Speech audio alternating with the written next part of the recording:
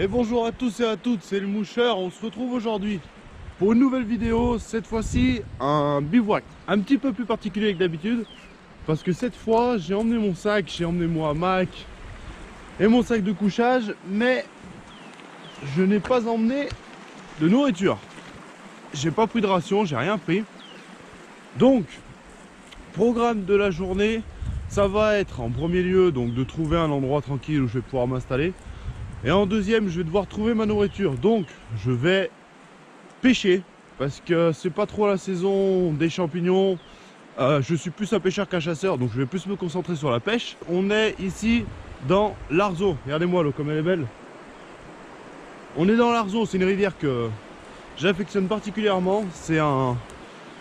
C'est tout le long de cette rivière, il y a 3 ou 4 parcours que je connais. Là, je suis en plein milieu. Autour de moi, c'est que des montagnes, avec un peu des prés et des prairies, donc ça devrait être pas mal. J'ai une petite canne au toc avec moi, une petite canne de voyage on va dire, pour pouvoir pêcher. Si bien sûr j'attraperai un, je serai un peu obligé de me rabattre sur des plantes ou des trucs du genre.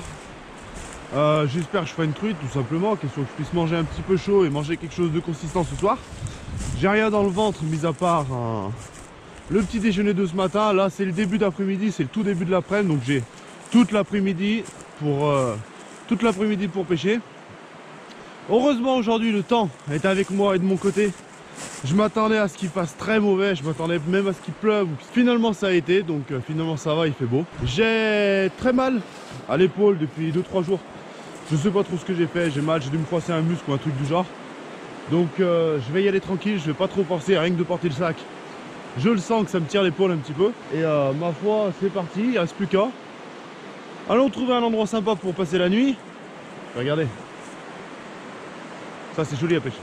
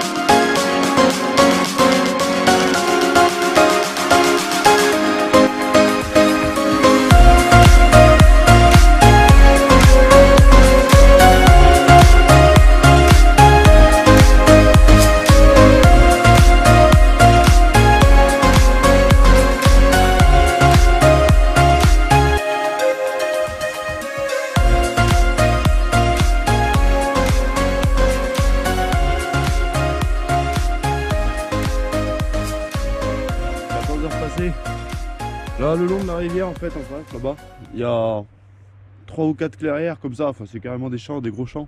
Il y en a 3 ou 4 qui se suivent. J'ai traversé 2-3 fois la rivière.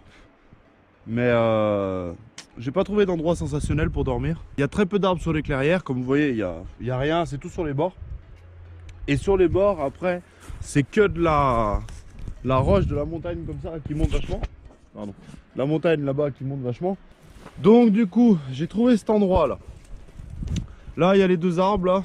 L'arbre où il y a mon sac, l'arbre derrière moi. Je ne serai pas trop du sol si jamais moi hamac tombe, encore une fois.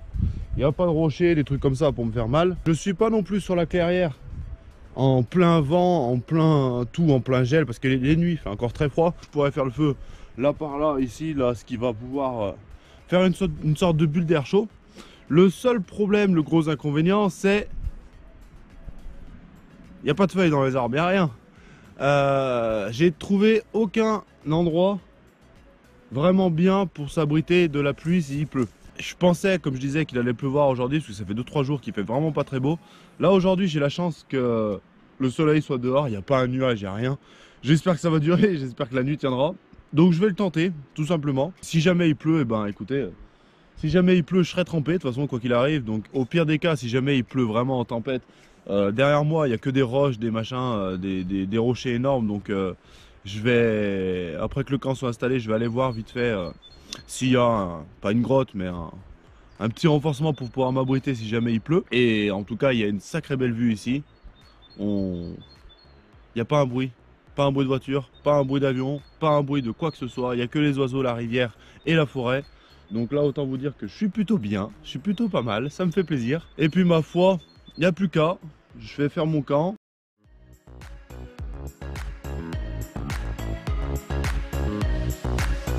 Donc ça y est, l'abri est là-bas. Voici ma canne de voyage et moulinet. Mais il manque un truc. Un truc tout bête, mais sans ça, ça va être compliqué de prendre du poisson. Des appâts. Donc moi, j'ai ramassé des vers de terre. N'oubliez pas de prendre ça en compte. Quand vous allez à la pêche, il faut les appâts, sinon ça va être complexe de pêcher.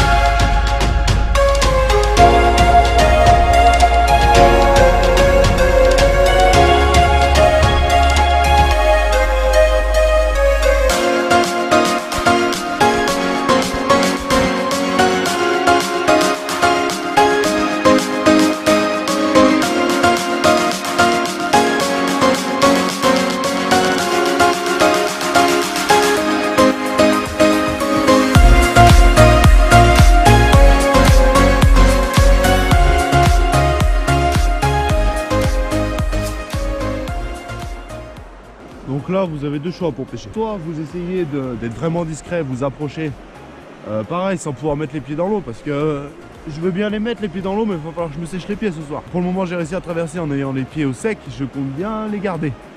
Donc, soit vous remontez la rivière et vous faites les coups qui sont, on va dire, le plus simple à faire avec une petite canne, on va dire les coups qui sont proches. Sinon, dans les gros trous comme ça, là, devant moi, n'hésitez pas à pêcher à la calée.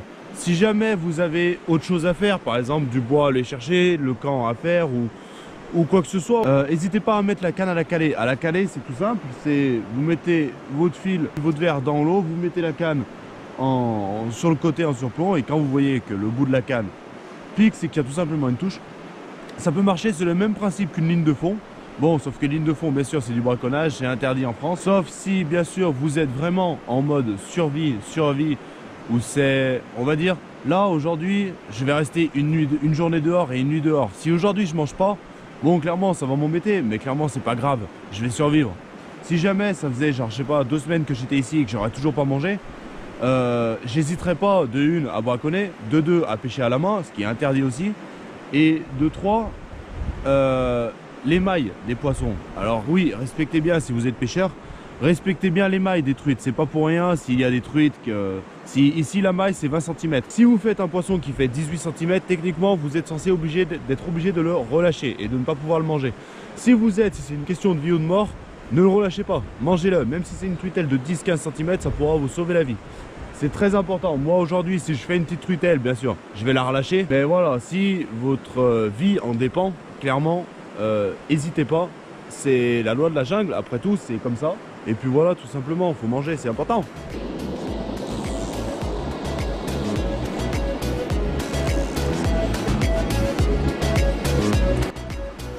Bon, 16h30.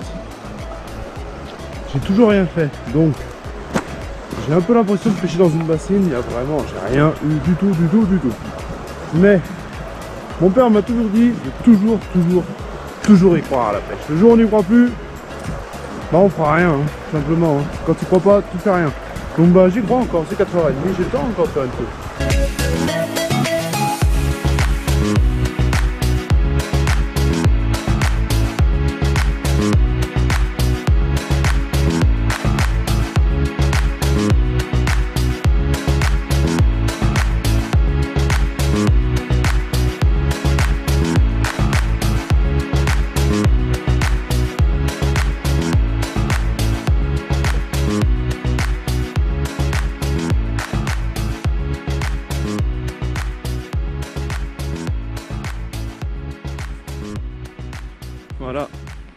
La nuit tombe, ça y est. C'est exactement, attendez, 19h20. Je suis littéralement dégoûté. J'ai fait 3 fois le parcours de pêche là, depuis 15 heures à peu près. Donc ça fait un bon moment que je pêche. J'ai insisté. Je n'ai pas eu une touche, j'ai rien eu. Et il y a à peu près un bon quart d'heure, juste avant que la nuit tombe, j'ai décidé d'y retourner, de retenter encore une 4e fois. Et j'ai fait une truite. J'ai fait une truite de maille en plus, qui s'est décrochée à mes pieds. Donc elle nage encore. Ma foi, c'est pas grave, c'est comme ça. Juste après le coup d'au-dessus, j'en ai fait une petite. Mais elle faisait à peine 10 cm. Donc enfin, je l'ai relâchée. Et puis voilà, de toute façon, maintenant j'ai arrêté de pêcher parce qu'on n'y voit plus rien. Tant pis, c'est le jeu. Je savais à quoi m'attendre, tant pis, je mangerai pas quelque chose de consistant ce soir. Mais je mangerai quand même, vous inquiétez pas, je vais quand même manger quelque chose. Ça sera juste un petit peu moins bon qu'une truite grillée, mais bon. Là, je vais remonter vers moi à Mac, j'y suis presque. Je vais faire un feu parce que j'ai mis un pied dans l'eau, donc j'ai un pied trempé. Ça commence à faire froid, donc je vais me réchauffer un petit peu.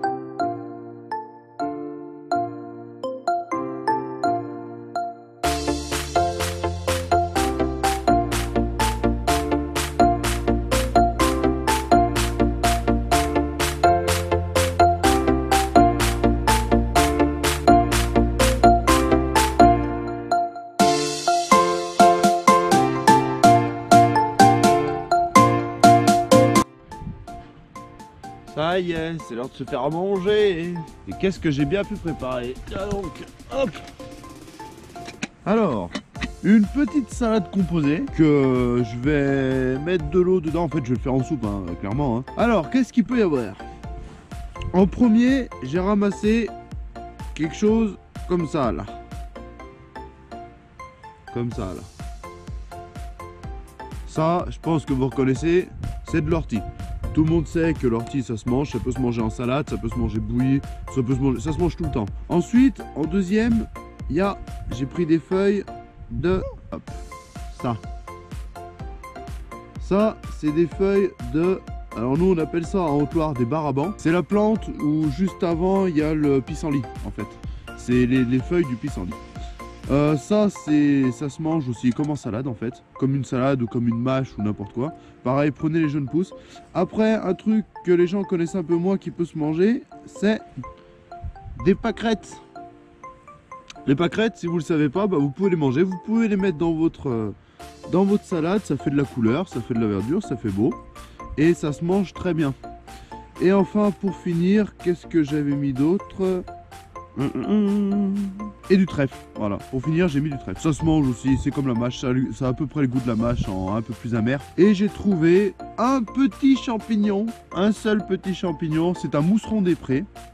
Je sais qu'il y en a par cet endroit, je sais que c'est un bon coin pour les mousserons. Mais c'est encore un petit peu tôt, les mousserons c'est au printemps et en automne. Donc c'est un petit peu tard pour l'automne et un petit peu tôt pour le printemps. Donc je vais mettre de l'eau dans tout ça, je vais tout faire bouillir, je vais tout manger après. Ça me fera quelque chose de chaud dans le ventre, ça me fera du bien, ça me fera aussi des protéines, ça me fera de quoi tenir la nuit tranquillement. Et après aussi je pense que je vais, alors ça, âme sensible s'abstenir, je pense que je vais manger, griller aussi les quelques verres qui me restent. Et j'ai trouvé un petit escargot aussi que je pense que je vais faire griller. Je m'attends pas à ce que ce soit extrêmement bon, mais bon, ça fait de la viande, ça fait des protéines. C'est pas mauvais pour la santé, loin de là. Et donc moi sur ce, je vais faire cuire, je vais faire manger et puis on se retrouve juste après.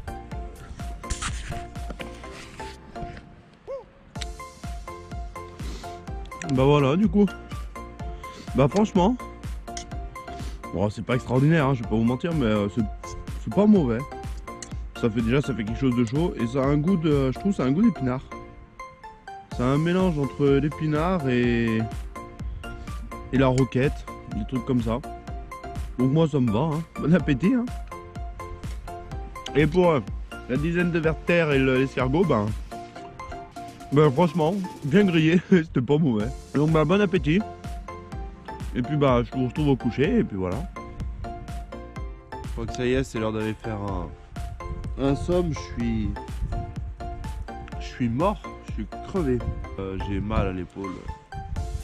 Mais bon, Dans le hamac ça va encore, c'est pas dur, c'est pas comme si c'était par terre, donc ça va. Pour le coup j'ai pas... C'est la première fois que j'avoue que je vais me coucher sans manger, donc je m'attendais à avoir faim. Pour le coup non, parce que ça m'a calé, mine de rien mon truc. C'est bon, c'était pas consistant, on va pas se le cacher. C'est vraiment pas quelque chose qui va me donner du peps pour demain ou quoi que ce soit. Demain je risque d'être un peu fatigué le matin.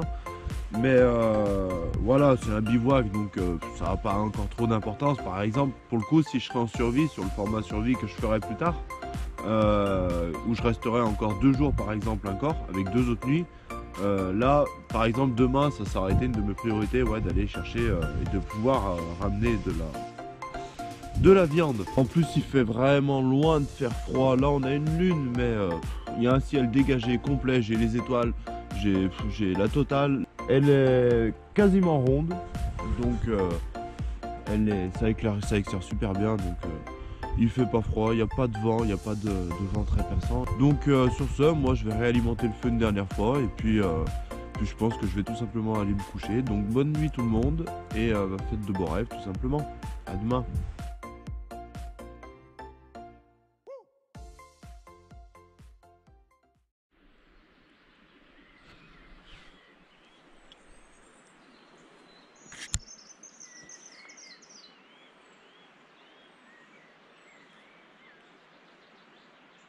Et bonjour tout le monde. La nuit est passée difficilement. J'ai eu très froid, faut dire ce qui est là. Dès que le feu s'est éteint, j'ai vraiment eu froid. J'ai dormi par petite intermittence de 10 minutes, un quart d'heure, 20 minutes quoi. Je suis réveillé depuis... Là il est 7h30, je suis réveillé depuis à peu près bien 6h. Depuis 3 heures à peu près, je me suis levé pour faire un feu et l'alimenter toutes les demi-heures. C'est tout gelé dans le pré-coin. Donc il a fait quand même très froid. Il y avait un ciel par contre, mais dégagé avec une lune magnifique. On y voyait clair toute la nuit. Donc ça par contre c'était plutôt cool. Le soleil commence à arriver. Vous le voyez sur les montagnes là-haut, mais on est dans le trou, donc il va mettre un petit moment à arriver. En tout cas, moi sur ce, là j'ai déjà plié presque le camp. Il me reste que moi à Mac.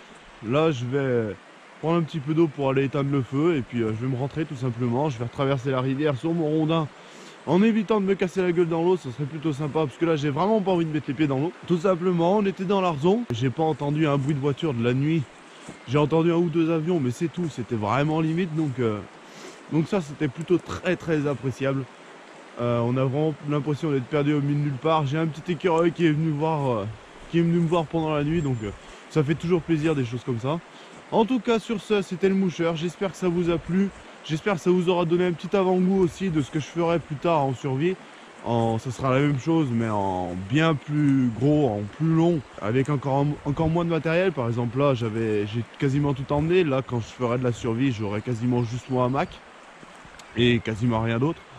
Donc j'espère que ça vous a plu. Et sur ce, c'était le moucheur. Je vous retrouve bientôt pour une prochaine vidéo pêche, bivouac ou survie. Et donc je vous dis à la prochaine. Ciao!